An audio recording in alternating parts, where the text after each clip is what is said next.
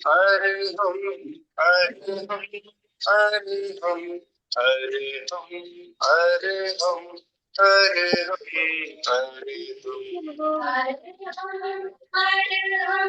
हरे हम हरे हम हरे हम हरे हम हरे हम हरे हम हरे हम हरे हम। परम पावन परम आराध्य प्रातः स्मरणीय आचार्य श्री महाश्रमण जी के चरणों में सत सत नमन करते हुए हम आज सुबह का ये सेशन प्रारंभ कर रहे हैं।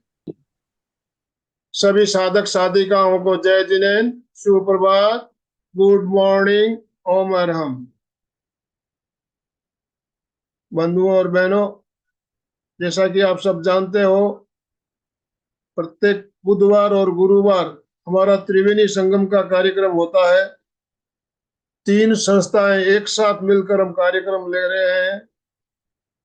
तो आज के इस त्रिवेणी संगम के कार्यक्रम में आप सभी का हार्दिक स्वागत करता हूं, अभिनंदन करता हूं। आज हमारे साथ अनिल जैन सर हमारे साथ जुड़े हैं हमारा मार्गदर्शन करने के लिए। बहुत ही शानदार टॉपिक। हमारा आजकल का जो रहन सहन है, खान पान है, उसके कारण हमारे शरीर में बहुत सी व्याधियां, बहुत सी बीमारियां पैदा हो रही है और हम अपना वेलनेस किस तरह कायम कर रख सकते हैं, इसके बारे में हम बात करेंगे। और एक नई विधि, बहुत ही शानदार विधि, जिससे द्वारा हम अपने रोग की पहचान बहुत ही आसानी से कर सकते हैं और उसका उपचार भी किया जा सकता है। एक नई थेरेपी के बारे में हम बात करेंगे। तो मैं ज्यादा समय लेना नहीं चाहूंगा। हमारे साथ डांगे सर जुड़ चुके हैं। डांगे सर, आपसे निवेदन, आप अनिल जी का शॉर्ट इंट्रोडक्शन देते हुए उन्हें ससम्मान आमंत्रित करें। Over to you. ओके, धन्यवाद सर। सुप्रभात, जय जिनेन। आप सभी का त्रिवेणी संगम में हार्दिक हार्दिक स्वागत। संवाद अंतरराष्ट्रीय योग वर्ग, एमपीके फिटनेस क्लासेस और कल्याणम योगा। अब इसी त्रिवेणी संगम में दुनिया के अलग अलग ट्रेनर अपनी अपनी सेवाएं देते हैं। और आज के इस श्रृंखला में रिनाउंड जी, जो अनिल जैन सर औरंगाबाद से जिन रिफ्लेक्सोलॉजी के अनुसंधान करता है और बहुत सारा बड़ा कार्य है। सर ने, जैसा आनंदमल सर ने बताया कि बिल्कुल मैं संक्षिप्त में दूंगा, नहीं तो 1 घंटा उनका बायोडाटा पढ़ने में मुझे निश्चित रूप से लगेगा। इतना बड़ा कार्य उनका है। उन्होंने चिकित्सा पद्धति का 13,000 लोगों पर अनुसंधानात्मक कार्य किया है और उसे जीन रिफ्लेक्सोलॉजी चिकित्सा पद्धति के रूप में प्रस्तुत किया है। और निःशुल्क चिकित्सा दररोज 27 वर्षों तक उन्होंने प्रतिदिन 2 घंटे निःशुल्क चिकित्सा प्रदान की है। जन जागृति के तौर पर अनेक निःशुल्क शिविरों का आयोजन किया है। सहयोग से 125 से ज्यादा निःशुल्क प्रशिक्षण शिविर आयोजित किए। स्वस्थ भारत अभियान में लाखों लोगों तक ये पहुंचाया है, जो संभव नहीं था, लेकिन उसकी बीमारियां इस थेरेपी से उन्होंने पूर्ण रूप से दुरुस्त किए हैं और लेखन भी किया है। इसकी जन जागृति के लिए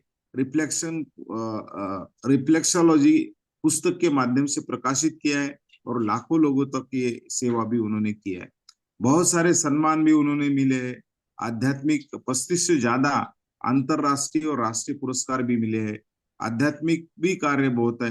विगत 34 वर्षों से प्रत्येक वर्ष पूर्ण भूषण पर्व के 8 दिनों में जिन स्थानों पर संतों का चातुर्मास नहीं होता, उन स्थानों पर स्वाध्याय के रूप में जाकर अपनी और संघ के सभी सदस्यों की धर्म आराधना करने का सहभाग भी बनाते हैं।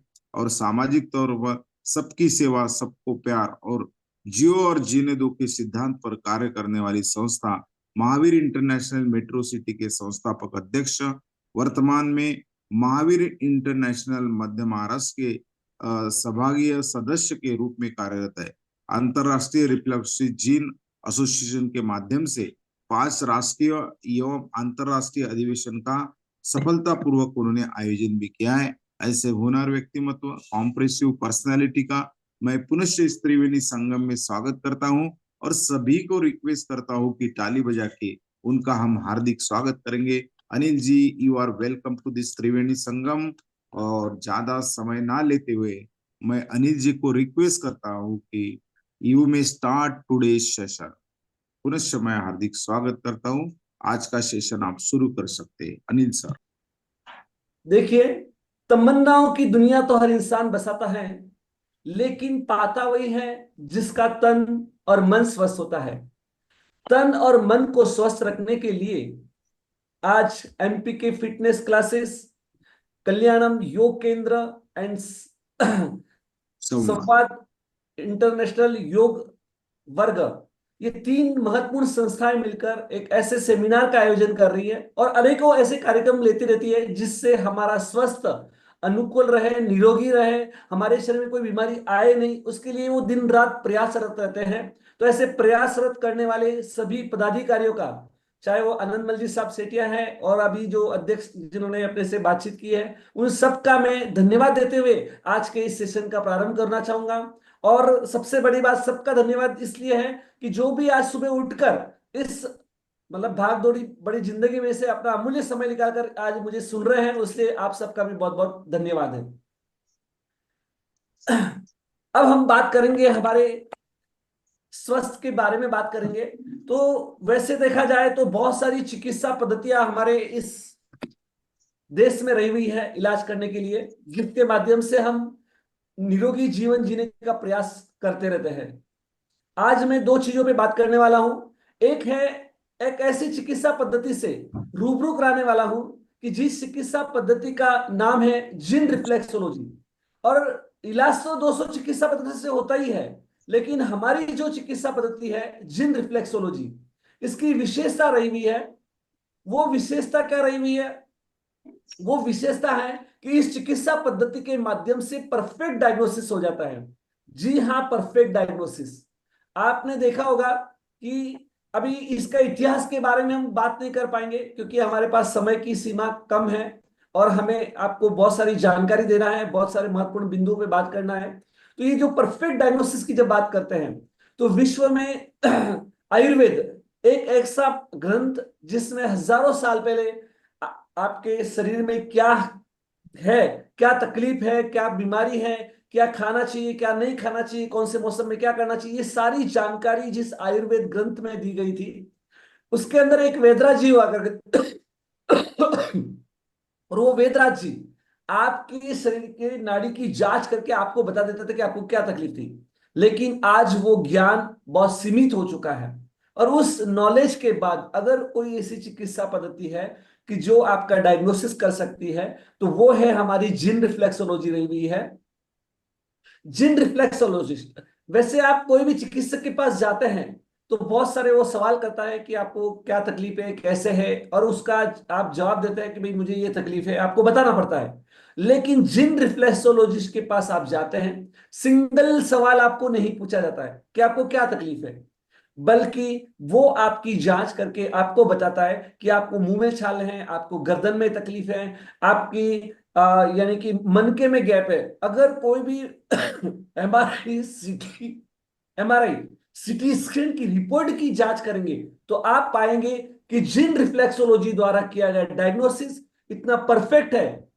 कभी कभी एमआरआई रिपोर्ट में नील भी आ जाती है, तकलीफ डिटेक्ट नहीं भी होती है, लेकिन जिन रिफ्लेक्सोलॉजिस्ट के अंदर ऐसी संभावनाएं रही हुई है कि वो परफेक्ट डायग्नोसिस कर पाता है। तो इस प्रकार का कार्य इस चिकित्सा पद्धति के माध्यम से कर रहे हैं। लेकिन ये कार्य हम केवल बोल ही नहीं रहे, बल्कि उसके लिए डाटा कलेक्शन किया गया है। विश्व के अंदर नॉन मेडिसिन थेरेपी में ऐसा डाटा कलेक्शन आज तक नहीं हुआ है। वो काम जिन रिफ्लेक्सोलॉजिस्ट के माध्यम से हम कर पाए हैं। उसके लिए 10 लाख रुपए खर्च करके सॉफ्टवेयर डेवलप किया है जिन रिफ्लेक्सोलॉजी का, और उसके माध्यम से ये पूरा डाटा हम कलेक्शन करते हैं और पेशेंट की जो फाइल होती है, चाहे वो जो भी डाटा कलेक्शन किया जाता है वो उसको ईमेल चली जाती है। और अभी तक 20,000 लोगों का जो डाटा कलेक्शन की जो रिपोर्ट आप देखेंगे तो उसमें पाएंगे कि 97% लोग इस चिकित्सा पद्धति से संतुष्ट है। 79% लोगों का डायग्नोसिस परफेक्ट हो चुका था उनके सारे पॉइंट मैच हो चुके थे। और तीसरा क्वेश्चन था कि पेशेंट को पूछा जाता है पहला क्वेश्चन पूछा जाता है कि आप संतुष्ट है या नहीं है। दूसरा बताया जाता है कि अगर जो भी हमने आपकी प्रॉब्लम बताई है क्या वो आपकी प्रॉब्लम से मैच हो गई है, तो उसमें लिखा जाता है ऑल मैच। और तीसरी बात है, उसमें पूछा जाता है कि ऐसी कौन सी प्रॉब्लम है जो हमारे बताने में नहीं आई है। तो उसमें कुछ लोगों ने कहा डायबिटीज के पॉइंट नहीं मिले, किसी ने कहा कि नहीं हमारे लंग्स के पॉइंट नहीं मिले। तो कारण क्या था? कारण था ड्यू टू मेडिसिन। वो मेडिसिन खा रहे थे, अगर वो मेडिसिन नहीं लिए होते तो उनका डायग्नोसिस परफेक्ट हो सकता था, लेकिन उनका मेडिसिन के कारण डायग्नोसिस नहीं हुआ। तो ऐसे 15% लोग थे जिनका डायग्नोसिस पूरा नहीं हुआ ड्यू टू मेडिसिन। तो इस प्रकार हम कह सकते हैं कि 94% एक्यूरेट डायग्नोसिस जिस थेरेपी के माध्यम से कर पा रहे हैं। और जब हम रिजल्ट की बात करते हैं, तो रिजल्ट की बात आप देखना चाहते हैं तो देख सकते हैं कि किस प्रकार रिजल्ट। एक पेशेंट जिसका कोलेस्ट्रॉल 3 महीने से बढ़ा हुआ था, हर महीने उससे जांच की, उसका कोलेस्ट्रॉल बढ़ा हुआ था। जब वो 3 जून को आता है, उसका डायग्नोसिस किया गया, और डायग्नोसिस करने के बाद में पता चलता है कि उसको ये प्रॉब्लम्स है। उसकी सारी मेडिसिन हमने बंद कर दी, है ना। 3 महीने से मेडिसिन ले रहा था लेकिन कोलेस्ट्रॉल कम नहीं हुआ। और मेडिसिन बंद करने के बाद में उसका 17 जून को, वो 3 जून को हमारा डायग्नोसिस किया, ट्रीटमेंट लिया, और 17 जून को वापस जांच की। 17 जून को सारे कोलेस्ट्रॉल नील आ गए विदाउट मेडिसिन, इस थेरेपी के माध्यम से। तो ऐसे ही लाखों लोगों को जीवन को रोशन करने वाली चिकित्सा पद्धति है जिन रिफ्लेक्सोलॉजी।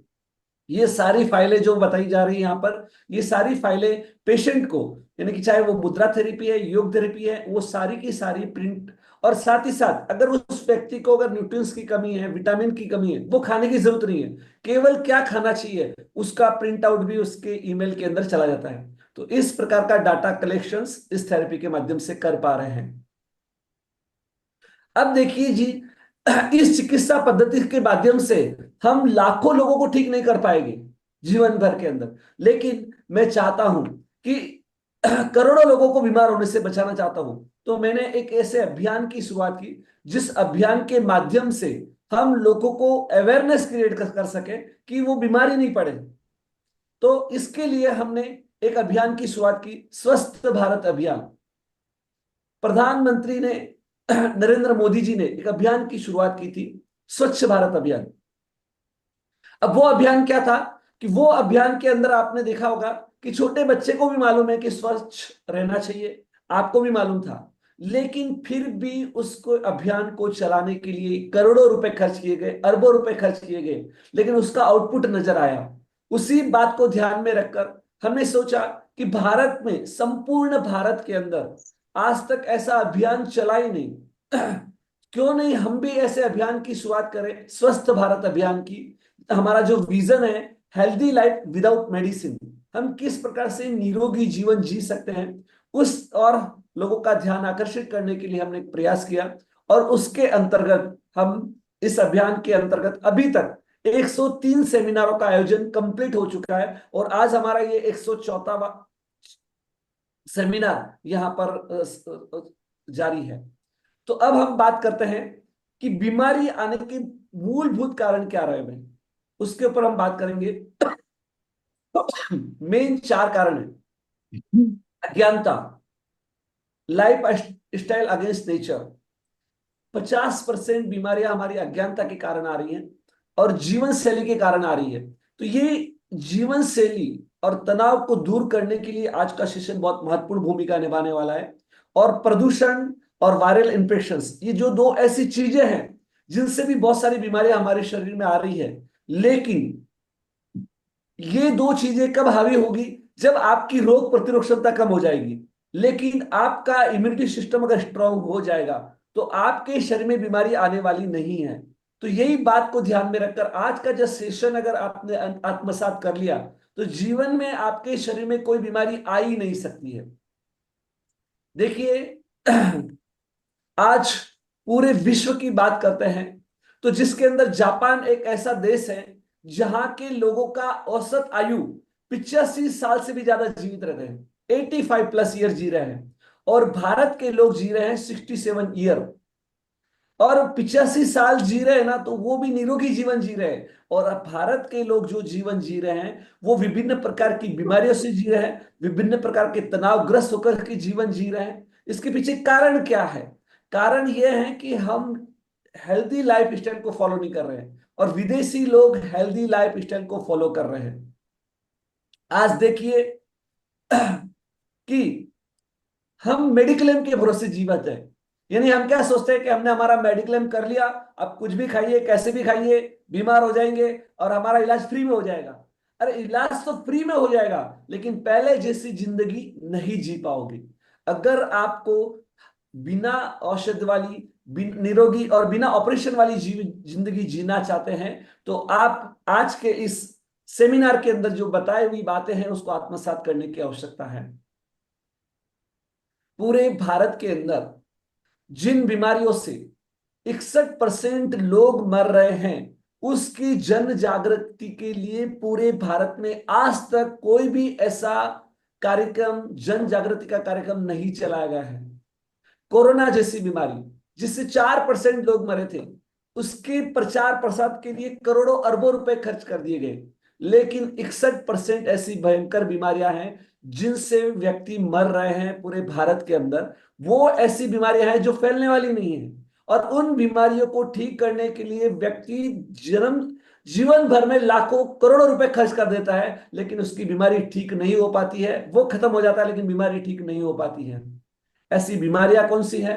चाहे वो डायबिटीज है, लंग्स अस्थमा की प्रॉब्लम्स है, या फिर लीवर की प्रॉब्लम्स है, हाई ब्लड प्रेशर है, लो ब्लड प्रेशर है, किडनी से संबंधित तकलीफें हैं। ये ऐसी बीमारियां हैं जिन बीमारियों से व्यक्ति स्वस्थ रहने के लिए लाखों रुपए खर्च कर देता है, लेकिन स्वस्थ नहीं हो सकता है। लेकिन आज आपको ये नॉलेज आपके जीवन के अंदर इन सारी बीमारियों को दूर रखने के लिए बहुत महत्वपूर्ण भूमिका निभाने वाला है।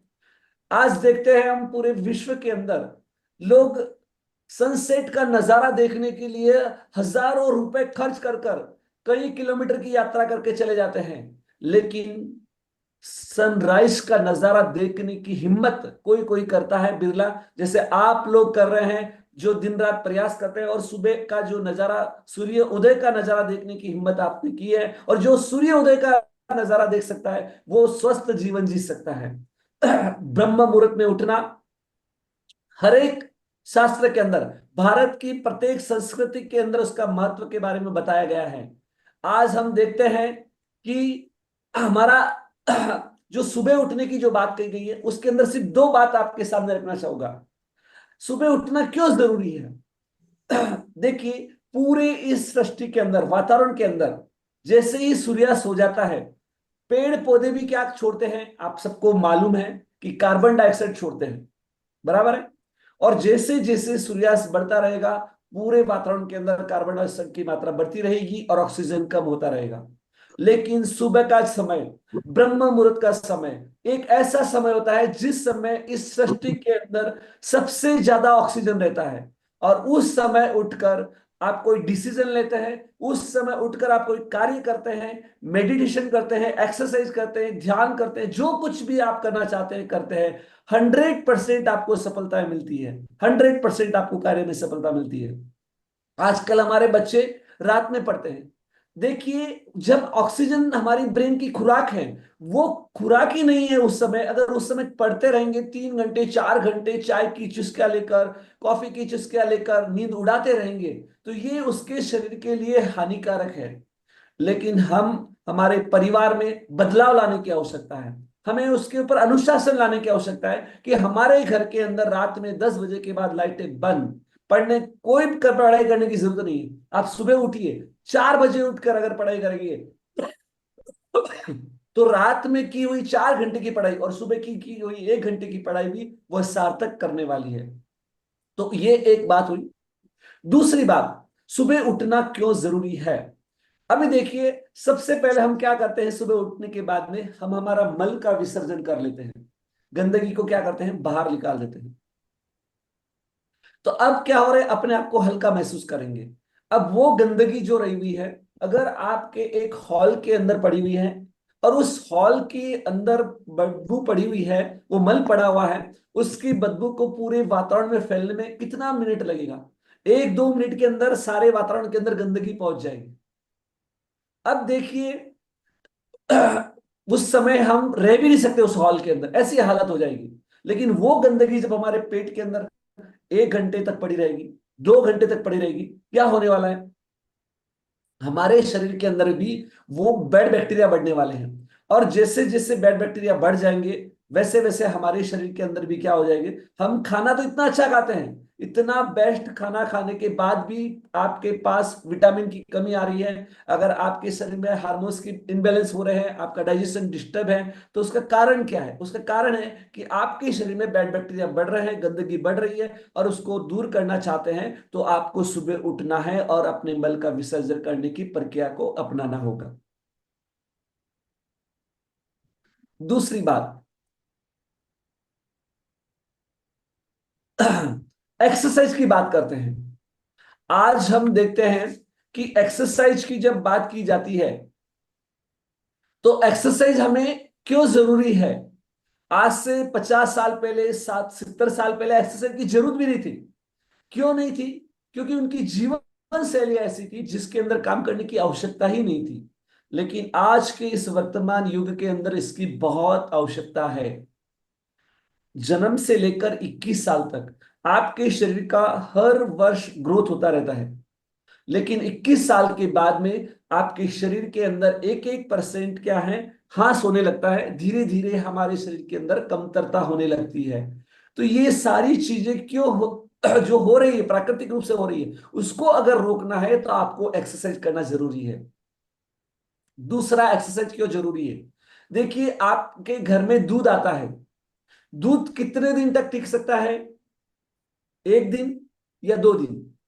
लेकिन उस दूध को अगर आपने दही में कन्वर्ट कर देते हैं तो वो कितने टाइम तक टिकेगा?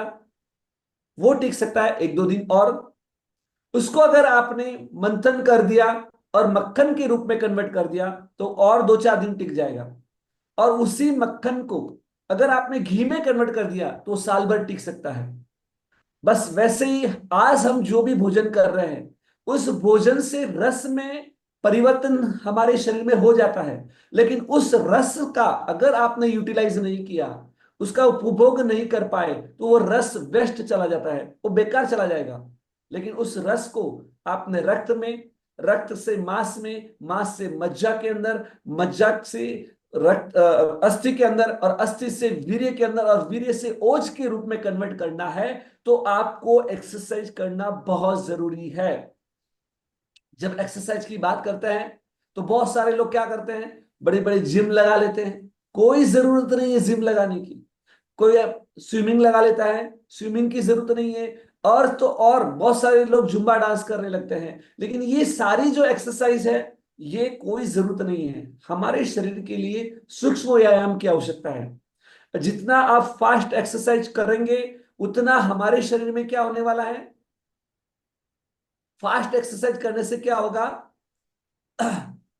फास्ट एक्सरसाइज करने से क्या होने वाला है कि आपको एनर्जेटिक तो महसूस होगा, लेकिन भूख भी ज्यादा लगेगी, और आप खाना व्यवस्थित खाएंगे। और जिस दिन आप एक्सरसाइज नहीं करेंगे, उस दिन आपका वेट बढ़ना लग जाएगा, और ये सारी चीजें हो जाएगी। लेकिन अगर आपने सूक्ष्म व्यायाम नियमित रूप से करते हैं, तो उससे आपके शरीर के अंदर एनर्जी बनी रहेगी, और हमारे शरीर में ये सारी जो मांसपेशियां, जो लचीलापन है, वो बना रहेगा। हमारा शरीर भी स्ट्रांग बन जाएगा। तो इस प्रकार से हमें एक्सरसाइज करना चाहिए। एक्सरसाइज सुबह करना हमारे लिए सबसे हितकर होता है। अगर कोई व्यक्ति शाम को एक्सरसाइज करता है, तो शाम में जैसे बताया था कि हमारे ऑक्सीजन कम है तो लैक्टिक एसिड बढ़ जाता है, तो शाम की एक्सरसाइज हमारे लिए योग्य नहीं है। इस बात को ध्यान में रखने की आवश्यकता है।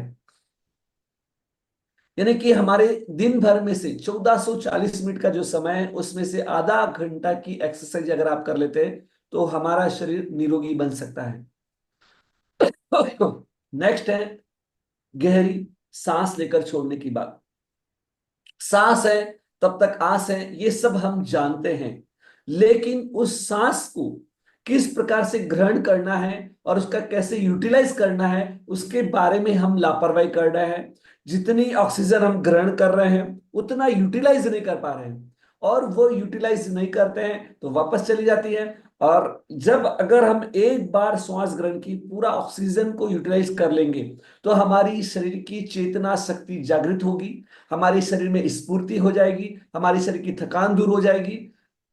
इस प्रकार का हमें प्रयास करना पड़ेगा, और उसके लिए हमें क्या करना है, प्राणायाम का सहारा लेना होगा।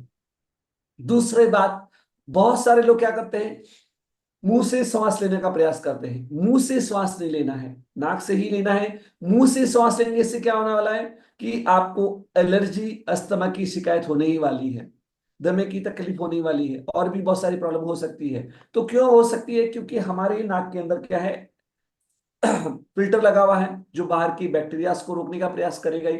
साथ ही साथ एयर कंडीशन लगा हुआ है, बाहर की ठंडी वायु अगर अंदर जाएगी तो आप बीमार हो जाओगे, लेकिन शरीर के अंदर वो हमारे शरीर के टेम्परेचर के बराबर कर देगी। तो इस प्रकार से ये हमारे प्राणायाम का सहारा लेना है श्वसन के सुधार करने के लिए। मेडिटेशन, अब मेडिटेशन हमारे शरीर के लिए क्यों जरूरी है? आज वर्तमान युग के अंदर सबसे ज्यादा प्रॉब्लम्स है कि लोग वर्तमान में ही नहीं जी रहे हैं। अभी कोई भूत में जी रहा है, कोई भविष्य में जी रहा है। आज हमारे यहाँ पर जो भी साधक जुड़े हुए हैं, इतने सारे लोग जुड़े हुए हैं, सब कहीं ना कहीं फ्यूचर की बात के बारे में सोच रहे होंगे, कल दिन भर के प्रोजेक्ट के बारे में सोच रहे होंगे, या प्राचीन के बारे में सोच रहे होंगे, और वर्तमान में जीने का प्रयास हम करते ही नहीं है। और यही सबसे बड़ा हमारे लिए मतलब बीमारी आने का कारण है। आज सब जब हम खाना खाते हैं लेकिन खाना खा नहीं रहे हैं, हमारा मन चलता है कि आज ये काम करना है, वो करना है, वो करना है, खाने का आनंद नहीं लेते हैं। गाड़ी चला रहे हैं लेकिन गाड़ी चलाने का आनंद नहीं ले रहे हैं। आप जिस वातावरण में हैं, जहां है, वहां का आनंद लीजिए। यही सबसे बड़ा मेडिटेशन होता है। सभी, जैसे कि यहाँ पर आपको प्रेक्षा ध्यान कहिए या कोई भी आप ध्यान करते हैं, मेडिटेशन करते हैं, उन सब का सार यही है कि वर्तमान में जीना चाहिए। तो हमें वर्तमान में जीने के लिए मेडिटेशन का सहारा लेना बहुत जरूरी है, क्योंकि आप सो जाते हैं तो भी हमारे ब्रेन को विश्राम नहीं मिलता है, और ब्रेन को विश्राम नहीं मिलेगा तो आपकी जो कार्य क्षमताएं धीरे धीरे कम होती रहेगी, है ना। तो उसके लिए आप 15 मिनट, आधा घंटा, अगर आप जैसे कि एक्सरसाइज को समय दे रहे हैं, वैसे मेडिटेशन को अगर समय दिया जाएगा तो वो निश्चित उसका बेनिफिट आपको मिलने वाला है। उसके बाद हम बात करते हैं खुले पैर चलना। खुले पैर चलने से दो तरह से बेनिफिट तो मिलेगा। एक तो होगा एक्यूप्रेशर के पॉइंट्स दब जाएंगे और उसका फायदा मिल जाएगा, लेकिन साथ ही साथ आपको यह बेनिफिट मिलने वाला है कि अर्थ का मैग्नेटिक फील्ड आपको मिलेगा। और कब मिलेगा? जब आप कंक्रीट पे चलेंगे तो नहीं मिलेगा।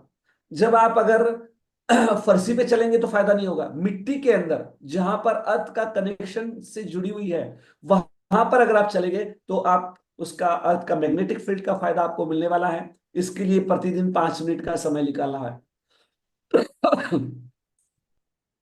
सूर्य की रोशनी, धूप। भारत में, भारत क्या है, उष्ण प्रदेश में रहने वाले हम लोग हैं। यहां पर सबसे ज्यादा सूरज की रोशनी पड़ती है, लेकिन दुर्भाग्य है कहें कि इसमें हम उसका बेनिफिट भी नहीं ले पा रहे हैं। आज पूरे विश्व में सबसे ज्यादा कैल्शियम खाने वाला देश भारत बन गया है, जबकि वहां पर कैल्शियम लेने की जरूरत ही नहीं है। हमें कैल्शियम की गोली की आवश्यकता नहीं है। अगर आप 15 मिनट धूप में प्रतिदिन जाते हैं तो 90% विटामिन डी वहां से आपको मिलने वाला है। आपको हड्डी की तकलीफ होने वाली नहीं है। आपकी गर्दन में, कमर में जो दर्द हो रहा है, वो दर्द से राहत आपको मिल सकती है। आपका इम्यूनिटी सिस्टम बढ़ सकता है। और किसी को नाक की हड्डी बढ़ रही है, किसी को पैरों की एड़ियों की हड्डी बढ़ रही है, तो किसी का नी रिप्लेसमेंट का प्रॉब्लम चालू है, तो ये सारी प्रॉब्लम्स का सॉल्यूशन अगर हमें करना है, केवल 15 मिनट धूप में जाते हैं तो इन सारी बीमारियों के ऊपर आपका लॉक कर दिया जाता है। आपको कोई बीमारी हड्डियों से संबंधित नहीं होगी। इसलिए हमें 15 मिनट धूप में जाना बहुत जरूरी है। ये देखकर बहुत अच्छा लगता है, काश ऐसी प्यारी और अच्छी नींद हमें आ जाए, लेकिन चाह कर भी ऐसी प्यारी और अच्छी नींद हमें आती नहीं है। क्यों नहीं आती है? उसके कारण क्या है? आज स्ट्रेसफुल लाइफ। और हम क्या कर रहे हैं, हम हमारे नींद के सिग्नल्स को इग्नोर करते हैं।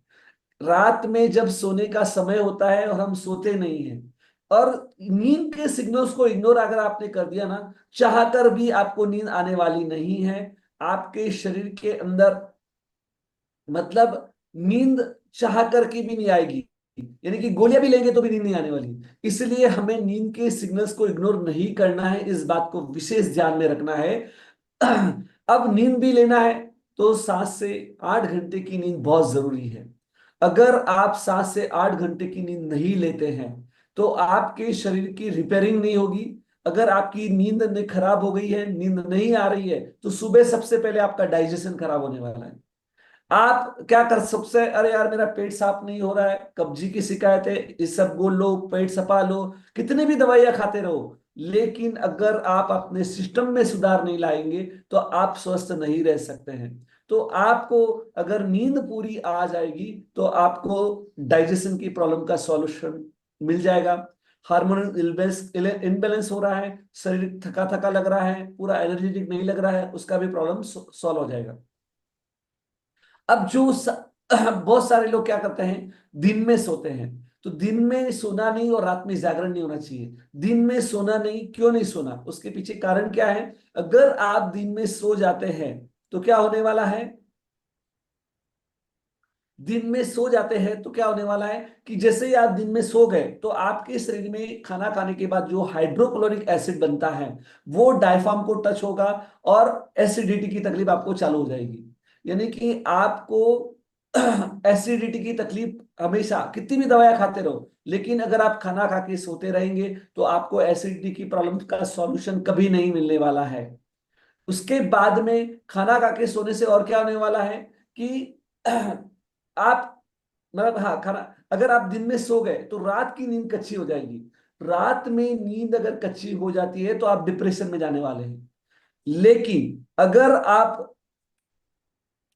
मतलब दिन में नहीं सोएंगे तो रात की नींद पक्की आ जाएगी। ठीक है, रात में टाइम पास नहीं होगा, दिन में टाइम पास कैसे भी हो जाएगा, लेकिन रात में नींद नहीं आई तो आपके मन में पूरे विचार चलने वाले हैं, बेभान हो जाओगे और मोबाइल का सहारा लेंगे। बहुत सारे लोग मोबाइल का सहारा लेते हैं, लेकिन मोबाइल देखने से आपकी नींद और उड़ जाती है, क्योंकि ऑडियो विजुअल चीज जब आप देखते हैं तो हमारा ब्रेन एक्टिव हो जाता है, नींद उड़ जाती है। तो नींद ना आने के लिए हमें मोबाइल का प्रयोग भी रात में नहीं करना है। और अगर आप किताब पढ़ते हैं, कोई भी आप अच्छी किताब पढ़ना चालू करेंगे तो 10 मिनट में आपको नींद आ जाएगी, क्योंकि आपकी आंखें थक जाएगी और आपको नींद आ जाएगी।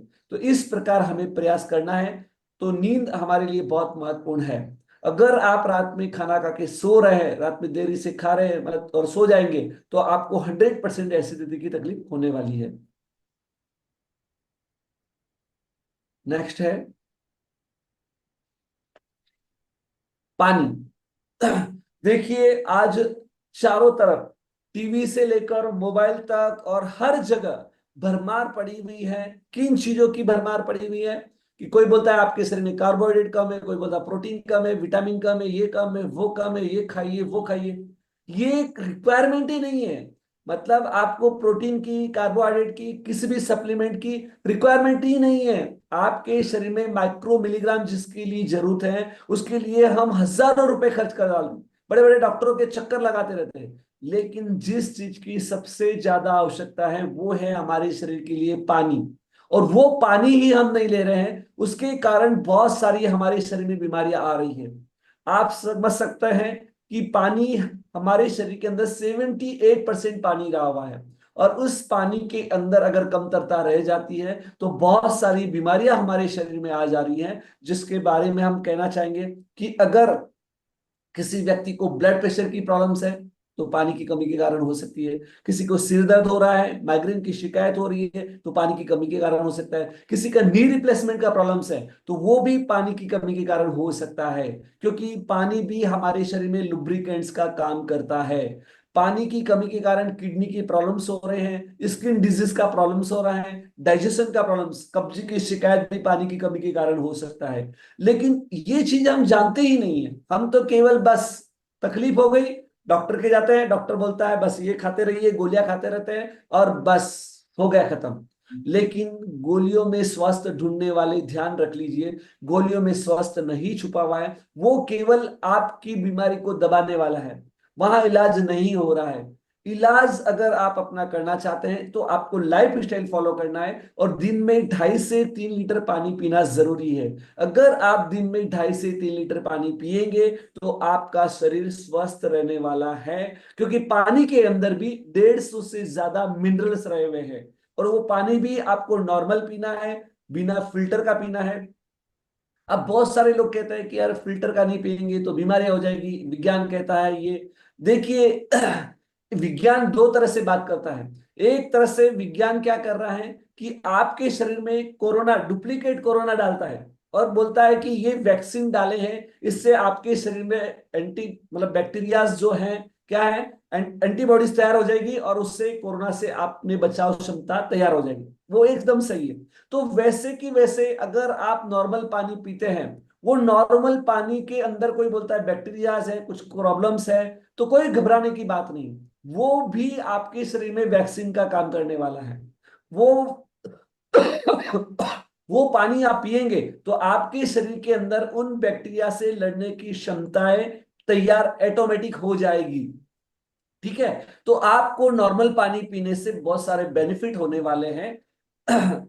तो दिन में 2.5 से 3 लीटर पानी पीना है और रात में सोने से 1 घंटे पहले पानी बंद कर देना है, ताकि आपको यूरिन के लिए भी उठने की आवश्यकता नहीं है। पानी और रात में जल तत्व की आवश्यकता भी कम रहती है, तो दिन में उसकी पूर्ति हो जाएगी। Avoid soft drinks. अब देखिए किसी भी प्रकार का सॉफ्ट ड्रिंक्स, यानी कि मार्केट में तो सैकड़ों तरह के बिकते हैं वो, और साथ ही चाहे वो घर में बनते हैं, चाहे वो शरबत है, जूस है, काढ़ा है, नारियल पानी है, ये जितने भी चीजें आप एक्स्ट्रा ड्रिंक ले रहे हैं वो लेने की जरूरत नहीं है। क्यों नहीं जरूरत है, जिसकी आवश्यकता देखिए, आप चाहे वो तुलसी का काढ़ा लीजिए या कोई ब्लैक मतलब अलग अलग पाउडर के नाम से बहुत सारे नाम आ सकते हैं, लेकिन क्यों नहीं लेना है। वेजिटेबल जूस है वो भी नहीं लेना है। इसका कारण है कि जितनी मात्रा में आप ये सारी चीज ले रहे हैं तो आपके शरीर में एनर्जी लेवल बढ़ने वाला है, क्योंकि ये जो भी डायरेक्ट इनटेक आप बॉडी में देने वाले हैं लिक्विड के रूप में, वो जल्दी शरीर हमारा ऑब्जर्व कर लेगा और इतनी एनर्जी हमारे शरीर में मिल जाती मिल जाएगी, तो उतना यूटिलाइज हम कर नहीं पाते हैं और उसको शरीर को बाहर निकालना पड़ता है। देखिए अगर आप फ्रूट खा रहे हैं, अगर आप एक या फ्रूट खाएंगे, 2 फ्रूट खाएंगे, तो आपका पेट भरा भरा लगेगा, आप बोलेंगे नहीं बस अब मैं नहीं खा सकता। लेकिन अगर आप जूस पी रहे हैं तो 5 फ्रूट का जूस बनाकर आपने पी लिया, अच्छा लगा, हो गया, लेकिन भोजन तो आप वैसे के वैसे करने वाले हैं क्योंकि आपकी भूख नहीं मिटी है। ठीक है, तो ऐसा करने से क्या होगा, आपके शरीर में एनर्जी लेवल तो बढ़ गया और उसके बाद में जितना ज्यादा शुगर आप शरीर के अंदर बढ़ जाएगा उसको बाहर निकालने का काम किडनी को करना ही पड़ेगा, क्योंकि जरूरत से ज्यादा हमारे शरीर में रह नहीं पाएगी। तो इसके लिए हमें आज जितनी भी बीमारियां हो रही है ज्यादा खाने से हो रही है। तो आपको ज्यादा खाने की जरूरत नहीं है। आपकी रिक्वायरमेंट है 1600 कैलोरी ऊर्जा से लेकर 2900 यानी कि 3000 कैलोरी ऊर्जा तक। तो मैक्सिमम 2000 कैलोरी समझ लीजिए अपने काम करने वालों के लिए। तो 2000 कैलोरी ऊर्जा की आवश्यकता है, तो 1 ग्राम भोजन के अंदर 5 कैलोरी ऊर्जा है। तो अगर आपने दिन भर में 500 ग्राम भोजन कर लिया, तो 500 ग्राम भोजन कर लिया तो उसमें आपकी सारी एनर्जी मिल जाती है। चाहे आप दूध ले रहे हैं, सब्जी ले रहे हैं, दाल है, सब्जी, रोटी, सब्जी, जो भी आप खा रहे हैं, मिठाई खा रहे हैं, तो ये सारी चीजों के अंदर एनर्जी मिल जाएगी। लेकिन हम खा तो 4 गुना ज्यादा खा रहे हैं, ऑलरेडी 4 गुना ज्यादा खा रहे हैं। तो अगर आप ड्रिंक एक्स्ट्रा लेंगे तो और ज्यादा एनर्जी बढ़ेगी। तो इसके लिए आपको ध्यान में रखने की आवश्यकता है। फ्रूट के लिए ज्यादा कहने मतलब जो भोजन के लिए ज्यादा कहने की जरूरत नहीं है, क्योंकि हम बेस्ट भोजन खा रहे हैं। लेकिन ज्यादा खा रहे हैं, उसको डाइट को कंट्रोल करने की आवश्यकता है, बैलेंस करने की जरूरत है। स्पाइसी भोजन है, बेसन की चीजें हैं, मैदे की चीजें हैं, वो चीज मत खाइए। अब बात ज्यादा खाने से ज्यादा मैं बात करना चाहूंगा सिस्टम में सुधार करने की बात है। क्या सिस्टम में सुधार करना है?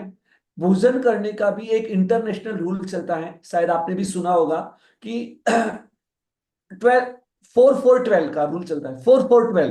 4-4-12 का रूल का मतलब क्या होता है? अगर आपने सुबह 8 से 9 के बीच में भोजन किया है तो 4 घंटे तक आप कुछ नहीं खाना चाहिए। ठीक है, उसके बाद में अगर आपने भोजन किया है तो 4 घंटे तक कुछ नहीं करना चाहिए। और उसके बाद में शाम में 5 से 6 के बीच में भोजन किया है तो 12 घंटे तक कुछ नहीं खाना चाहिए। ये इंटरनेशनल रूल है, लेकिन इसको अपन फॉलो नहीं कर रहे हैं।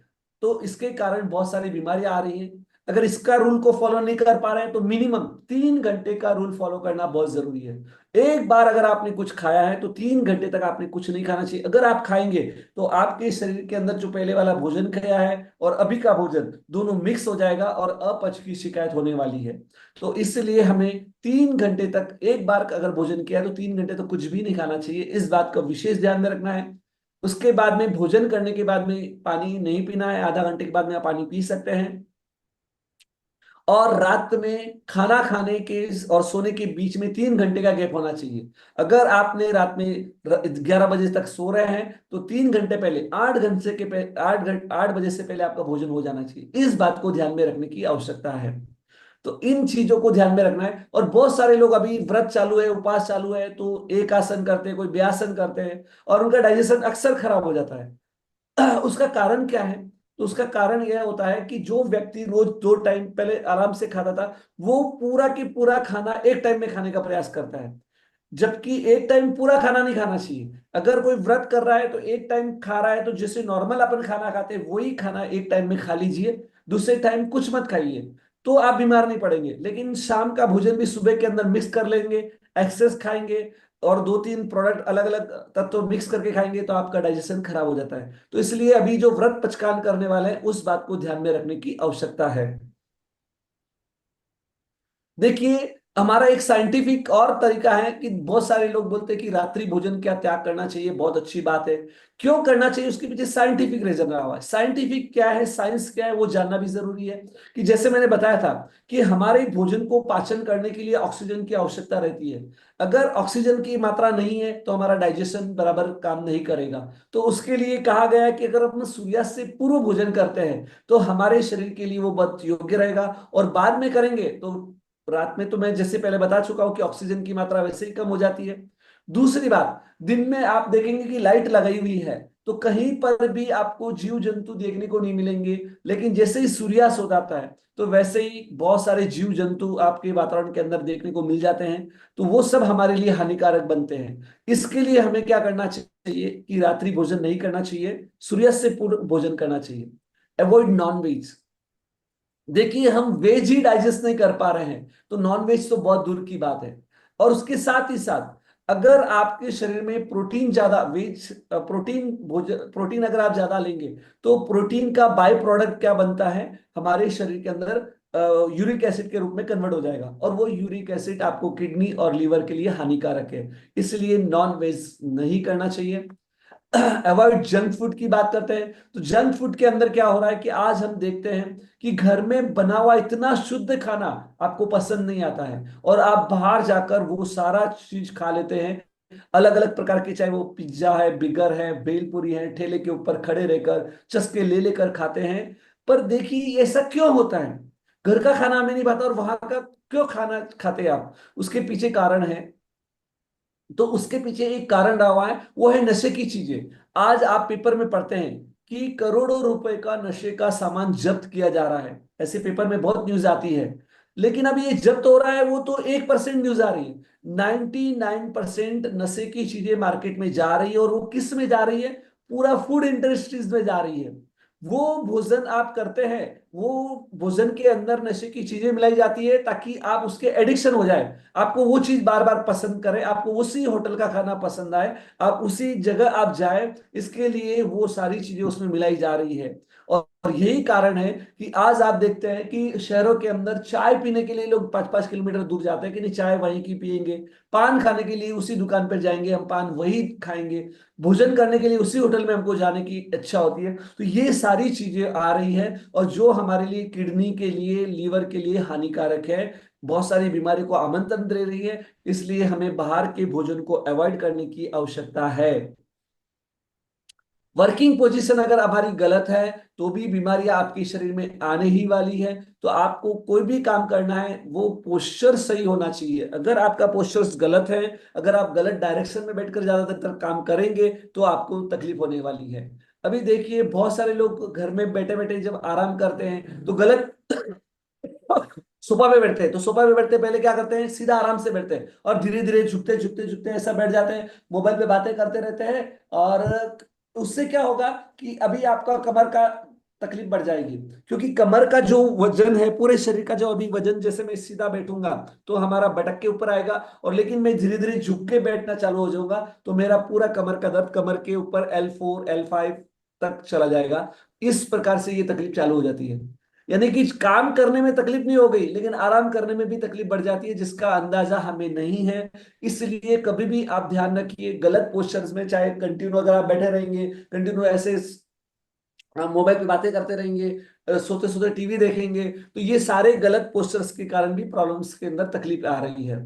तो ये सारी चीजों को आपको अवॉइड करना है।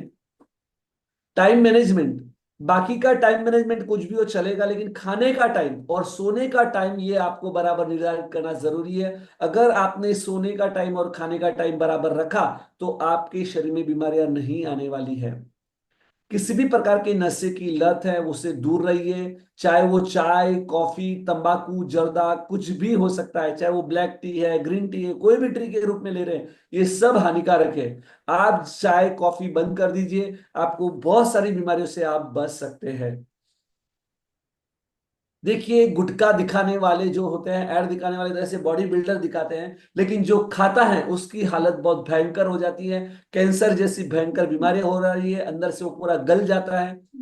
उसके बाद हम बात करते हैं, ब्रह्मचर्य की बात करते हैं। आज ब्रह्मचर्य के अंदर देखते हैं कि चारों तरफ इस भोगवादी युग के अंदर बस वो शोकों की बात करते हैं। ब्रह्मचर्य की जब बात की जाती है, लोग सोचते हैं ये परम प्राचीन जमाने की बात करता है, लेकिन आज इसकी बहुत ज्यादा आवश्यकता आ गई है, बहुत ज्यादा। मैं कह रहा हूं कि पहले जो बीमारियां 50 साल में आ रही थी, 60 साल में आ रही थी, वो बीमारियां आज बचपन से, यानी कि 15 साल की उम्र में लड़के और लड़कियों को लग चुकी है, जिसका अंदाजा आपको नहीं है। आज इसके बारे में कहीं पर भी कोई जागरूकता अभियान नहीं है। आज हमारे बच्चे वीर्य का नाश कर रहे हैं। आप देखेंगे कि आज एक विकलांग व्यक्ति है, वो भी मरना पसंद नहीं करता है ना? कोई मरना नहीं पसंद करता है, लेकिन आज आपने पेपर में आर्टिकल पढ़ा होगा कि हर 1 घंटे में पूरे देश के अंदर एक युवा आत्महत्या कर ले रहा है, एक युवा आत्महत्या कर ले रहा है। कारण क्या है? आप वेरी सिंपल समझ लीजिए, कारण ये है, नहीं है कि पढ़ाई मुश्किल हो गई है, पढ़ाई हार्ड हो गई है, बल्कि कारण यह है कि वो बच्चा अपने वीर्य का नाश कर दे रहा है, और वीर्य का नाश करने के बाद में उसकी मेमोरी, ब्रेन शक्ति काम नहीं करती है कि क्या करे और क्या नहीं करे, और वो व्यक्ति आत्महत्या करने का निर्णय ले लेता है, और उसके कारण से ये घटनाएं घट रही है। हमें देखना है, हमारा बच्चा जो 7वीं कक्षा में था, 8वीं कक्षा में पढ़ रहा था, वो इतने अच्छे नंबर ला रहा था, 90% नंबर ला रहा था, और जैसे ही वो अगली कक्षा में जाता है उसका परसेंटेज डाउन होने लग जाता है। कारण क्या है? वो गुमसुम रहने लग जाता है। कारण क्या है? कारण यह है कि वो गलत आदतों में लगकर हस्त मैथुन क्रिया के अंदर लग जाता है, अपने वीर्य का नाश करता है, गलत गलत चीजें देखता है। और अभी हमने बहुत सारा सर्वे देखा है, 7वीं कक्षा में पढ़ने वाले बच्चे वो सारी गलत गलत चीजें देख रहे हैं, जिसके अश्लील साहित्य पढ़ रहे हैं, देख रहे हैं, जिसका अंदाजा आपको नहीं है। आपको लगता है आपका बच्चा बहुत अच्छा है, पढ़ाई कर रहा है, रात में पढ़ाई करता है, प्रोजेक्ट देख रहा है, इतना कर रहा है, ये सब बहकावे की बात है। आप है ना उसके ऊपर वॉच कीजिए, हमारा बच्चा क्या कर रहा है, क्या देख रहा है, उसके ऊपर वॉच करिए, क्योंकि ये चीजें, गलत चीजें हो रही हैं, उसके ऊपर अंकुश लगाना बहुत जरूरी है। नहीं तो आज हमारे बच्चे जिस उम्र के अंदर ग्रोथ होनी चाहिए, उस समय के अंदर बार बार इन्फेक्शन हो रहे हैं, डॉक्टर के पास जाना पड़ रहा है, कमजोरी आ रही है, तो उसका कारण वीर्य नाश है। उनको, बच्चों को मित्र की तरह समझाइए कि हमारी शक्ति, जो वीर्य की शक्ति है, उसको कैसे बचाना है, कैसे हमारे शरीर के अंदर शक्ति बनती है, और उसके बारे में अगर वो जान जागृति आप लाएंगे तो निश्चित उसका बेनिफिट उसको मिलने वाला है। और उसके बाद में हम बात करते हैं कि चाहे वो लड़कियों के अंदर, चाहे वाइट डिस्चार्ज का प्रॉब्लम है, पीसीओडी का प्रॉब्लम्स है, ये सारे प्रॉब्लम्स बढ़ रहे हैं। और ऐसे आप चेहरे देखेंगे ना बच्चों के, एकदम दुबले पतले, एकदम मतलब जिनके चेहरे पे रौनक ही नहीं है, क्या जोश और उत्साह होना चाहिए, वहां पूरा उत्साह खत्म हो चुका है। तो ये सब चीजों के लिए अब उसको मित्र की भांति अपने बच्चों को समझाइए, और उसमें ब्रह्मचर्य के पालन के बारे में भी जन जागरूकता लाने की आवश्यकता रही हुई है। Reduce the mobile use. अब मोबाइल की इतना घातक परिणाम है जिसके बारे में हर व्यक्ति जानता है, रेडिएशन से लेके हर चीज है, लेकिन साथ ही साथ उसका पोस्चर भी बहुत खतरनाक है। अभी 90% सर्वाइकल की तकलीफ मोबाइल के कारण हो रही है, जिसका अंदाजा आपको नहीं है। यानी कि आज पैरालिसिस के अटैक तक की प्रॉब्लम्स चालू हो गए हैं, किसी को सुनाई नहीं दे रहा है कान से, किसी को गर्दन में तकलीफ है, डॉक्टर के पास जाते हैं, डॉक्टर तो मेडिसिन लिखता है, मेडिसिन लिखने के बाद में अगर रिजल्ट नहीं आया तो सीधा ऑपरेशन करेगा। वो ये नहीं बताने वाला है कि आपको सर्वाइकल की तकलीफ मोबाइल के कारण आ रही है। आपके पास मोबाइल है, देखिए जो मोबाइल आपके पास है ना, उस मोबाइल को उल्टा कर कर आप देखिए, आप कितनी देर तक देख सकते हैं उसको। आप 2 मिनट से ज्यादा एक मोबाइल को अगर ऐसा पकड़ के रखेंगे ना, आपको हाथ में दर्द चालू हो जाएगा। जिस मोबाइल को आपने सीधा रखकर 1 घंटे तक आप देखते हैं, एक एक घंटे तक देखते रहते हैं, उससे कोई तकलीफ आपको महसूस नहीं हो रही है, लेकिन उल्टा रखने में 1 मिनट भी अगर आप रखते हैं तो आपके हाथ में दर्द चालू हो जाता है। यानी आप सोचिए मोबाइल करता क्या है। मोबाइल में जब आप ऑडियो विजुअल चीजें देखते हैं तो आपके ब्रेन एक्टिव हो जाता है और सारे दर्द के सिग्नल गायब हो जाते हैं, सारे दर्द के सिग्नल गायब हो जाएंगे और आपको गर्दन की तकलीफ धीरे धीरे बढ़ने वाली है और इस लेवल तक आ जाएगी कि आपको ऑपरेशन तक भी करना पड़ सकता है। तो आपको ये मालूम भी नहीं है और कोई बताने वाला भी नहीं है कि आप ये चीज छोड़िए। लेकिन अगर आपने मोबाइल का 15 मिनट से ज्यादा यूज है तो 100% आपके शरीर में ये आने वाला है। और आजकल उन लोगों को, जिन लोगों को झुक के काम करना है, उन लोगों को प्रॉब्लम तो 100% गर्दन की आ रही है। चलो मेरे पास इतने पेशेंट आते हैं, डेंटिस्ट जो काम कंटिन्यू झुक के कर रहा है, तो हमें क्या करना है, ऐसे पोस्चर्स वाले काम बच्चों से नहीं करवाना चाहिए, उसका करियर नहीं बनाना है। आर्किटेक्चर जो डिजाइन बना रहे हैं, उनको डिजाइनिंग का जो काम कर रहे हैं, चाहे वो ज्वेलरी की डिजाइन की बात है या आर्किटेक्चर की बात है, उनको गर्दन की तकलीफ 100% हो रही है। तो ऐसी चीजों से हमें बचना है और आने वाले फ्यूचर में जो कैरियर ओरिएंटेड चीजें है वो उनको कराइए। जो मोबाइल ओरिएंटेड चीजें है वो काम मत कराइए, नहीं तो उसको तकलीफ होने वाली है। अगर आपका बिजनेस मोबाइल पे चल रहा है तो आपको क्या करना है, लैपटॉप पे काम करिए, ताकि आपका पोस्चर सही रहेगा। और पोस्चर सही नहीं है और फिर भी आप काम करते रहेंगे तो 100% तैयार रहिए, हमारी सर्वाइकल की तकलीफ आने वाली है, पैरालिसिस की तकलीफ होने ही वाली है, उसको कोई नहीं रोक पाएगा। माइग्रेन की शिकायत भी होने वाली है, उससे भी आपको कोई नहीं रोक सकेगा। इसलिए कैसे भी पोस्चर्स के अंदर अगर आप मोबाइल का प्रयोग कर रहे हैं तो आपके लिए हानिकारक है। Avoid supplements. वैसे तो देखा जाए तो किसी भी प्रकार की सप्लीमेंट की हमारे शरीर के लिए रिक्वायरमेंट, आवश्यकता नहीं है, क्योंकि मैंने पहले ही बता चुका कि हमारे शरीर के लिए माइक्रो मिलीग्राम की आवश्यकता है, जिसकी पूर्ति हमारे शरीर में हो जाती है। लेकिन वो हमें क्यों नहीं मिलती, उसका कारण है लाइफ स्टाइल। अगर आपने लाइफ स्टाइल फॉलो कर लिया तो आपको एक भी मेडिसिन की आवश्यकता की जरूरत नहीं पड़ेगी। अब है स्वभाव में परिवर्तन लाने की भी आवश्यकता है।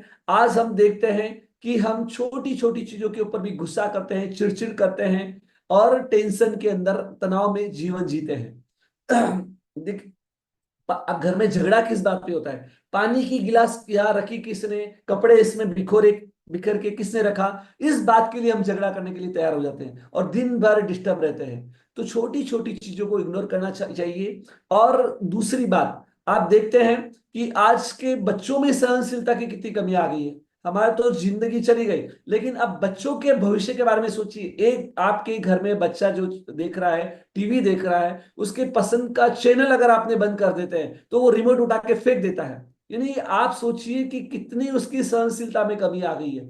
और जिसको आपने मतलब अनुशासन का जीवन का पहले पार्ट है, वो है जो सहन करता है वो मजबूत बनता है, और वही आपने नहीं सिखाया है तो कोई मतलब नहीं है।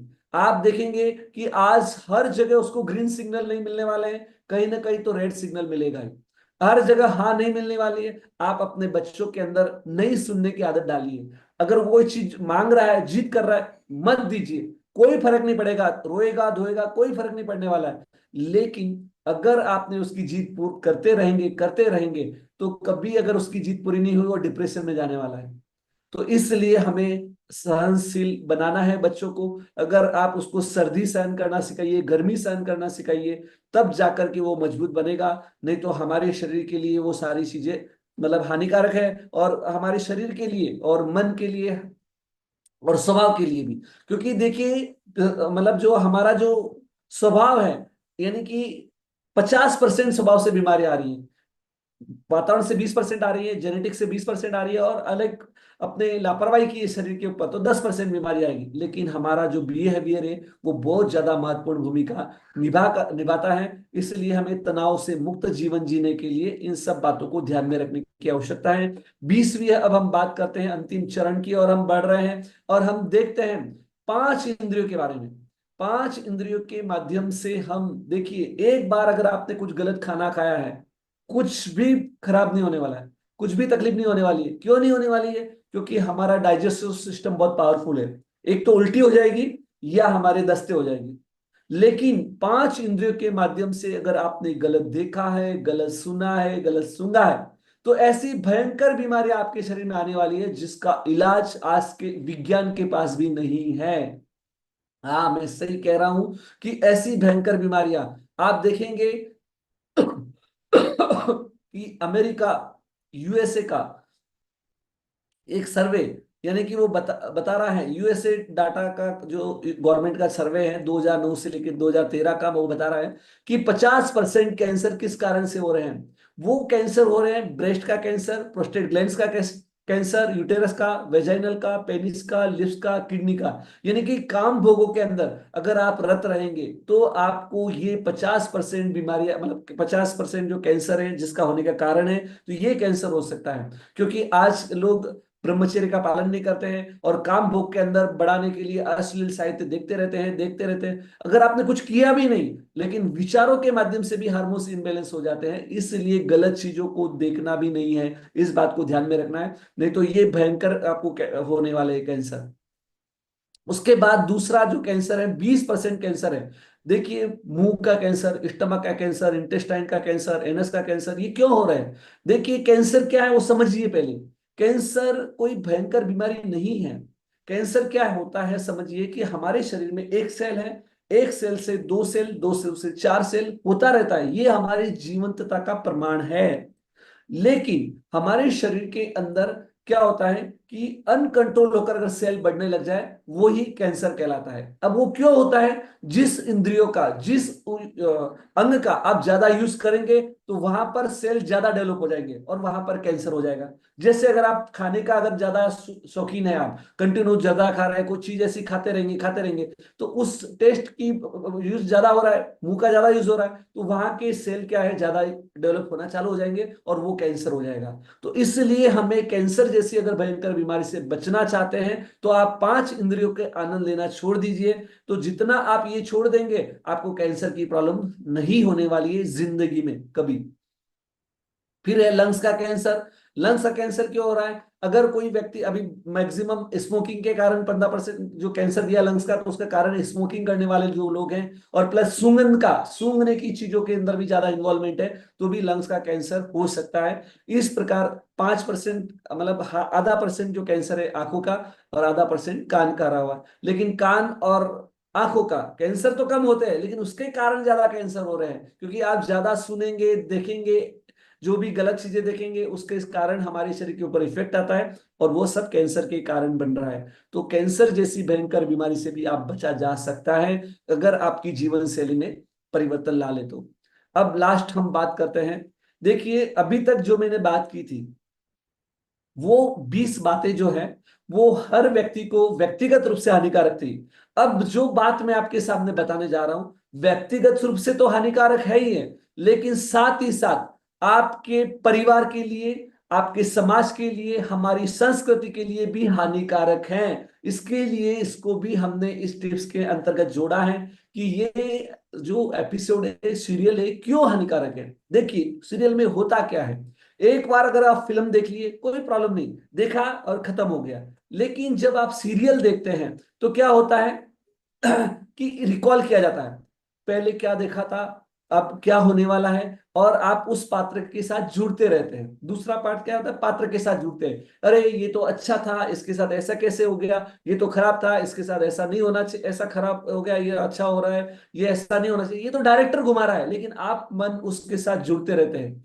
और उसके बाद तुलना करते हैं हम परिवार के साथ में, परिवार के साथ तुलना करते हैं, अरे वहां की जिंदगी तो क्या ऐश मौज की जिंदगी जी रहे हैं, और हम कैसी जिंदगी जी रहे हैं। तो ये सारी चीजें जो हो रही है, इसके कारण हमारे घर और परिवार बर्बाद हो रहे हैं, बिखर रहे हैं, और ये सारी चीजें बहुत खतरनाक परिणाम लाने वाली है। इसके लिए हमें इस चीज को अवॉइड करने की आवश्यकता है। मैं केस स्टडी बता रहा हूं, बहुत सारी चीजें हमारे सामने आती है। एक महिला जो डिप्रेशन में जा चुकी थी और काफी तकलीफें थी, तो वो हमारे साथ आई, बात किया, उससे बात पहले पॉइंट जांच किए, डायग्नोसिस किया, उसके बाद काउंसलिंग की, तब मालूम पड़ा कि उसको बहुत नेगेटिव आ गई थी। और वो कह रही थी कि ये सारी चीजों का कारण क्या है, तो वो है अनुपमा सीरियल। एक सीरियल आता है, मेरे घर में तो टीवी और फ्रिज भी नहीं है, लेकिन उस महिला ने जो बताया वो मैं आपके सामने बता रहा हूं कि उसने कहा कि अनुपमा सीरियल, उस सीरियल के अंदर दिखाया गया है कि एक महिला इतना अच्छा काम करती है, उसका पूरे सम्मान होता है, समाज में सम्मान होता है, और मैं पूरे घर का कार्य करती हूँ और मेरा कहीं भी सम्मान नहीं हो रहा है। तो मुझे क्या करना है, अकेले रहना है, डाइवर्स ले लेने का है, और मैं भी ऐसा करूंगी और मुझे भी ऐसी जिंदगी जीना है। और वो ऐसे डिप्रेशन में चली गई थी। लेकिन जब वो हमारे पास आई, 10-15 दिन तक उसका ट्रीटमेंट चला, उसके बाद में उसने सीरियल बंद कर दिए, और उसके बाद उसको एहसास होने लगा कि नहीं, अब मुझे परिवार के साथ में रहना है और मुझे ये सारी सीरियल्स वगैरह बंद कर देना है, कोई मतलब नहीं है। तो इस प्रकार की घटनाएं हर घर घर में घट रही हैं, जिसका अंदाजा हमें नहीं है। वो इतना हावी हो गया है, अगर आप बंद करने की बात करेंगे तो घर में झगड़े हो जाते हैं। क्यों हो जाते हैं? क्योंकि वो एडिक्शन हो जाता है, एक प्रकार का एडिक्शन हो चुका है।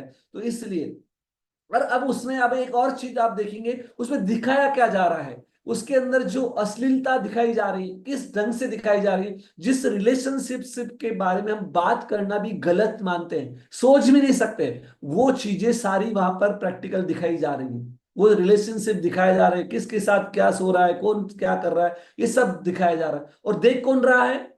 दादा दादी देख रहे हैं, उसके बेटा बेटी देख रहे हैं, पोता पोती देख रहे हैं, होम थिएटर लगा हुआ है, बढ़िया पूरा मजे के साथ देख रहे हैं। लेकिन किसी की भी हिम्मत नहीं है बाप को बेटे को कि एक दूसरे को चर्चा करे कि देखो ये सब गलत है, ये सही है, ऐसा है। देख रहा है, ठीक है, मालूम है, देख लिया, लेकिन देखने के बाद में इसके ऊपर चर्चा होती है क्या? कभी नहीं। आज तक आपके घर में कभी चर्चा नहीं की कि ये गलत है, ये सही है। अब बच्चों को क्या मालूम है क्या गलत है और क्या सही है?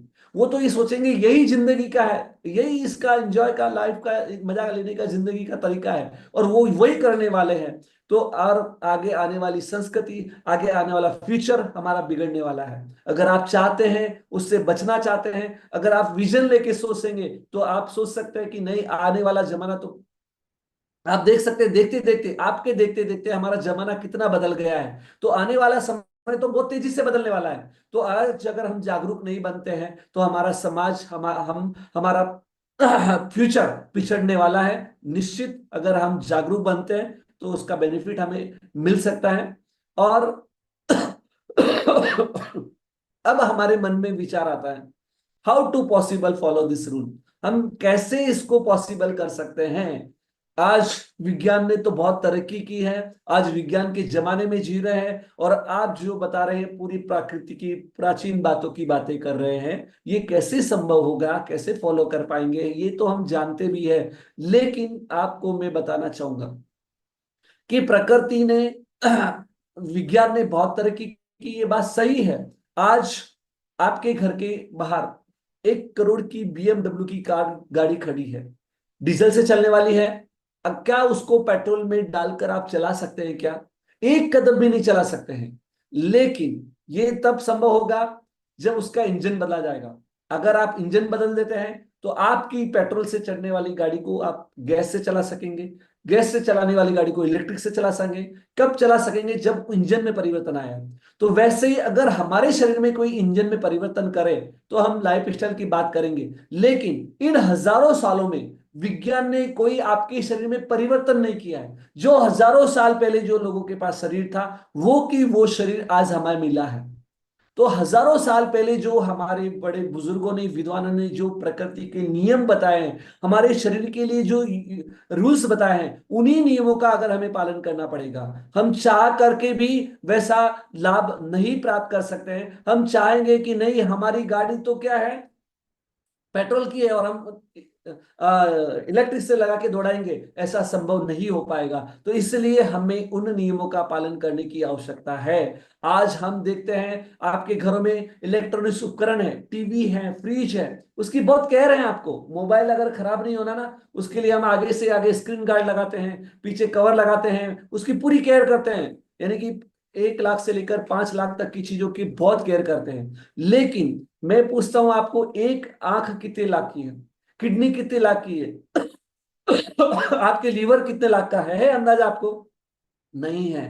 आप बहुत लापरवाही कर रहे हैं उसके बारे में, क्योंकि आपको फ्री में मिला है, ऐसा लगता है ये फ्री की चीज है। लेकिन आपको एक आंख का महत्व समझना है। सिर्फ आंख बंद कर कर एक अंधत्व को महसूस करेंगे ना, आप अंदर से कांप जाएंगे। किडनी पेशेंट की बात करेंगे ना, आप अंदर से कांप जाएंगे। ऐसी भयंकर बीमारियां हो रही है, उन बीमारियों के बारे में सोच जाएंगे तो आप कांपेंगे। तो आप उन बीमारियों से अगर बचना चाहते हैं तो आप निश्चित इन नियमों का पालन करिए। लेकिन किसी का सच सपना बड़ा होता है, यानी कि बड़ी सोच का बड़ा जादू आजकल बहुत होता है ना। तो बहुत सारे लोगों का सपना है कि भाई अपने पास बहुत सारा पैसा है, और मेरा सपना क्या है कि मैं मेरा जब अंत समय आएगा तो मुझे क्या करना है, मुझे मस्त एयर कंडीशन रूम होना चाहिए, बढ़िया फर्स्ट क्लास। मुझे खाना खाने की जरूरत नहीं होनी चाहिए, क्योंकि खाना नली लगा दिया जाए और खाना खाने की जरूरत नहीं है। और साथ ही साथ में मेरे पास ऑक्सीजन के सिलेंडर से ऑक्सीजन मिलती रहे, मतलब हवा लेने की भी जरूरत नहीं। इतना आसान अगर मुझे जिंदगी जीना चाहते हैं, है ना, ऐसी लाइफ जीना चाहते हैं, बस कोमा में पड़ा रहा हूं, मशीनें मेरी जिंदगी लगी हुई रहे और कुछ करने की जरूरत नहीं, मस्त जिंदगी जीना चाहते हैं, तो आपको कोई रूल फॉलो करने की जरूरत नहीं, एक भी रूल फॉलो करने की जरूरत नहीं, मस्त जिंदगी जिए। और लेकिन आप चाहते हैं कि ऐसी जिंदगी नहीं जीना चाहते हैं, अगर आप ऑपरेशन की जिंदगी नहीं जीना चाहते हैं, औषध युक्त जीवन नहीं जीना चाहते हैं, तो आपको ये नियम पालन करना ही पड़ेगा। और अगर आप करेंगे तो निश्चित आपका फ्यूचर और आपका जो वर्तमान है वो सही रहेगा। आज हमें यहां पर जो आमंत्रित किया उसके लिए मैं हमारी पूरी टीम को धन्यवाद देना चाहूंगा। और आज के इस सेशन के संदर्भ में अगर आपको कुछ सवाल है तो वो आप पूछ सकते हैं, मैं उसका जवाब दे दूंगा।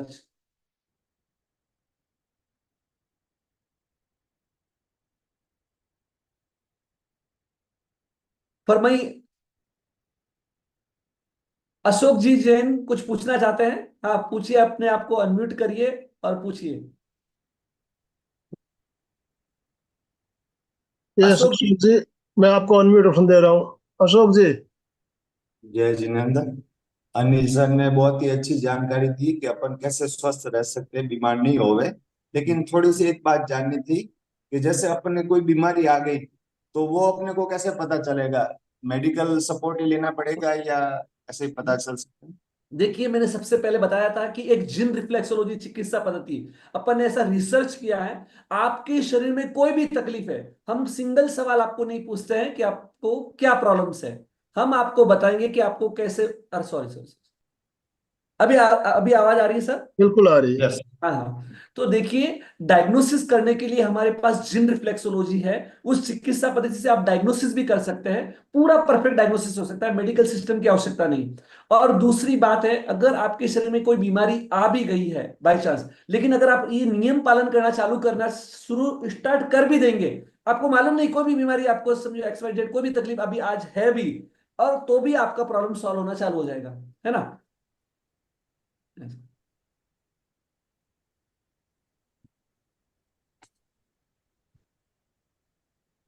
संगीता जी धन्यवाद। संगीता जी, मैं आपको अनम्यूट ऑप्शन दे रहा हूँ। नमस्ते सर। सर आपने बोला था 7-8 घंटे की नींद हमें चाहिए। जी। कभी कभी हमको ऐसा लगता है कि मेडिटेशन करने में हमारे को इतनी नींद की जरूरत नहीं है, तो क्या हम कम नींद सो सकते हैं? हाँ बराबर है, ये जो अभी तक बात बताई ना जनरल लोगों के लिए बताई है। वैसे हमारे ग्रंथों के अंदर आता भी है कि अगर कोई योग निद्रा के माध्यम से भी अगर कम समय के अंदर भी अपनी निद्रा की पूर्ति कर सकते हैं तो कर सकते हैं, कोई बड़ी बात नहीं है। तो ये हर एक के लिए लागू नहीं हो सकता है, हर एक के लिए। लेकिन आप जैसे कोई साधना करने वाले लोग हैं तो 6 घंटे की नींद है, साधना करने वाले 3 घंटे की नींद भी है या 1 घंटे की नींद है, वो अपने अपने अनुसार ले सकते हैं, कोई बाधा नहीं। सर कभी कभी हमारे को रात में नींद नहीं होती, लेकिन हमारा टाइम रहता है कि मेडिटेशन टाइम ये टाइम पे करना है। कहते हैं ना कि एक ही टाइम पे मेडिटेशन करना चाहिए, तो हम हाँ नींद से उठ जाते हैं क्योंकि हमारे को आदत हो गई है, बगैर बगैर हम मतलब लेट सो के भी जल्दी उठने की कोशिश करते हैं, तो वो बराबर। टाइम पे हमको दिन में थोड़ा रेस्ट के लिए सोना ही पड़ता है, तो वो क्या हाँ गलत है? हाँ, वो गलत है। फिर नींद तो रात में ही होनी चाहिए। अगर आपको नींद आ रही है, यानी कि आपकी एक तो योग निद्रा के माध्यम से नींद पूरी नहीं हुई है, इसलिए ये डिस्टर्ब हो रहा है, तो आप उसको रात में नींद पूरी बढ़ा लीजिए जितना है। नहीं तो दिन में अगर सोने की आदत आ रही है तो निश्चित आपका फिर जो भी प्रयास हो रहे हैं वो गलत जा रहे हैं, गलत दिशा में जा रहे हैं आप ओके। ऐसे। Okay, thank you sir. Okay nice. धन्यवाद। बिमला जी जैन, बिमला जी अपने आप को अनम्यूट कीजिए प्लीज।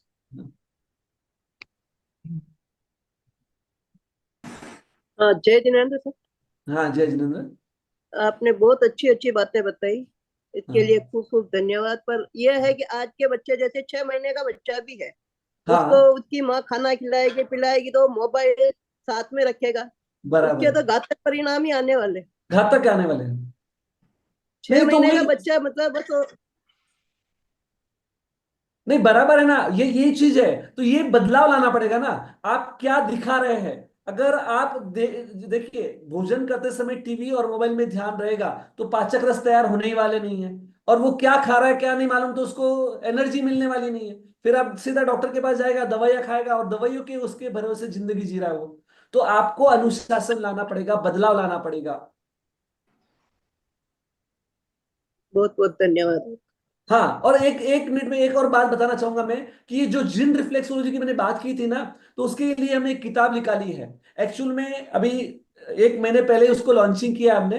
एक ऐसी किताब निकाली है कि जीती जागती किताब, मतलब यानी आप सोच सकते हैं ये पूरा ग्रंथ ही हो गया, जिसके अंदर हमने क्या किया है, जिन रिफ्लेक्सोलॉजी एक किताब है, 33 ईयर का रिसर्च इसमें हमने डाला है। और साथ ही साथ ये जीती जागती अध्यापक या चिकित्सक कैसे कह सकते हैं इसे, कि इसके अंदर 118 क्यूआर कोड डाले हुए हमने, 118 क्यूआर कोड। हर लेसन के बाद में क्यूआर कोड दिया हुआ है, सिर्फ आपने इसको स्कैन करना है। जैसे क्यूआर कोड डाल दिया, स्कैन करेंगे, कहां पर चुंबक लगा, अभी से ये बीमारी है, ये बीमारी के लिए कौन से पॉइंट दबाना है और क्या करना है, उसकी पूरी जानकारी हमने इस क्यूआर कोड के साथ डाल दी है। तो आपको 118 क्यूआर कोड, यानी पूरा कोर्स जो हम 10,000 रुपए का कराते थे, वो अब सारी दुनिया के लिए फ्री कर दिया है हमने। यानी कि 10,000 का कोर्स, 3,100 का कोर्स, ये कोर्स करने की जरूरत अब किसी भी व्यक्ति को नहीं रहेगी इस चिकित्सा पद्धति की किताब के माध्यम से। ऐसा। ओम हम अनिल जी बेंगानी। हाँ जय हाँ। जिनेंद्र। जय जय सर। मेरा प्रश्न है कि बच्चों में क्रोध की समस्या को कम किया कैसे जा सकता है?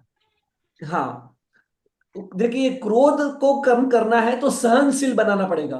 सहन करने की, देखो अभी आपने बचपन में ही सहन करने की आदत अगर डालती थी तो अभी नहीं आती थी, ठीक है, अभी भी समय नहीं गया है, अभी भी उसको अनुशासन में लाना है, तो सहन करने सीख जाएगा तो क्रोध ऑटोमेटिक कम हो जाएगा। क्योंकि क्रोध आने का कारण ही क्या है, कि जब आपकी अपेक्षा की पूर्ति नहीं होगी तो क्रोध आएगा ही, है ना।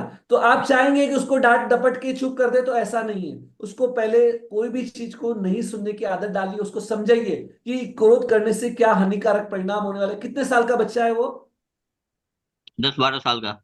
हाँ, फिर तो अभी बदलाव हो जाएगा, कोई दिक्कत नहीं है, अभी आपके हाथ में बाजी है, तो अभी तो आपके हाथ में है। लेकिन अगर वही चीज अगर बाद में होती तो नहीं हो पाता था, है ना। आप कोशिश करेंगे तो हो जाएगा।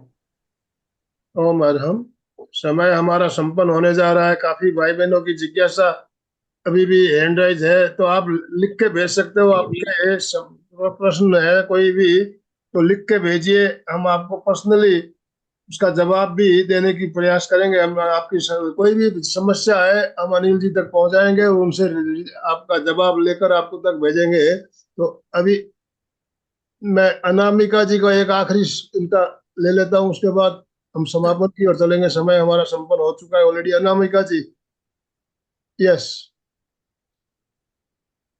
सर जी प्रणाम। हाँ नमस्कार। बोलिए। सर मुझे वो बुक का नाम प्लीज रिपीट करवाइए ना, आपने जो बुक का अभी नाम दिया था। उसका नाम है जिन रिफ्लेक्सोलॉजी, JIN, जिन रिफ्लेक्सोलॉजी। JIN? हाँ, जिन?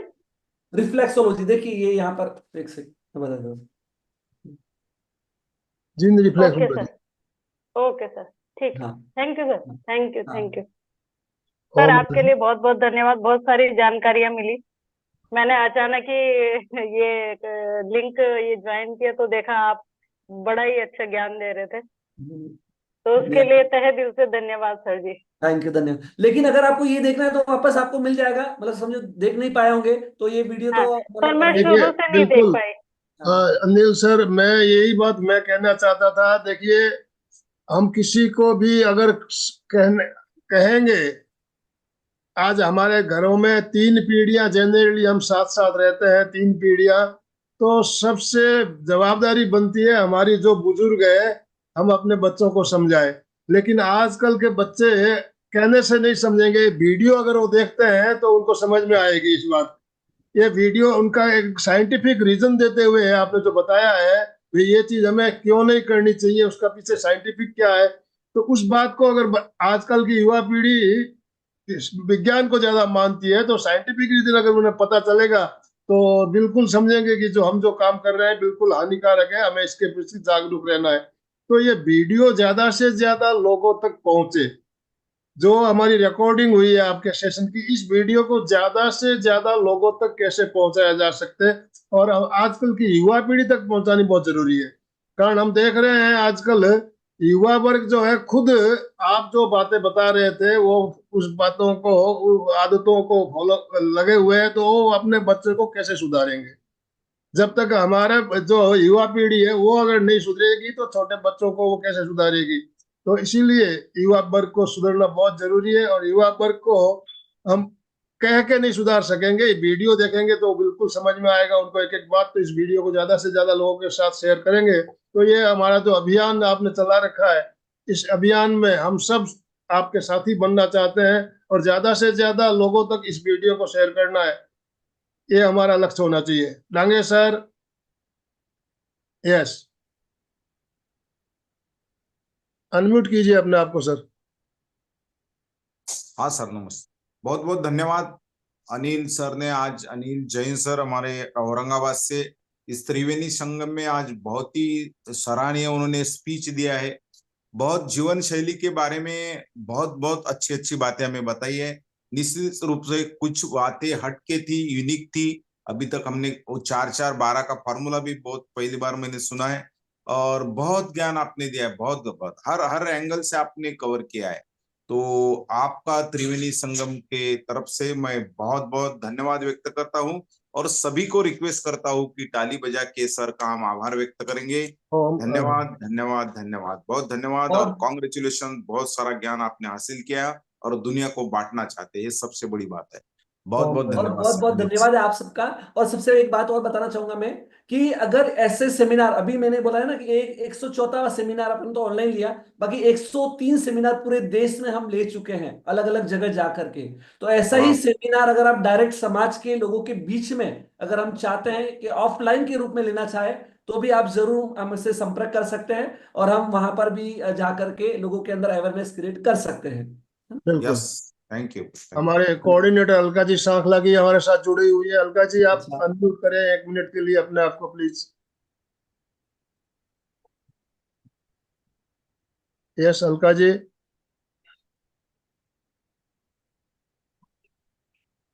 चलिए। तो अलका जी शायद अपने आप को अनम्यूट नहीं कर पा रही है। तो समय हमारा संपन्न हो चुका है ऑलरेडी, हम समापन की ओर चलेंगे।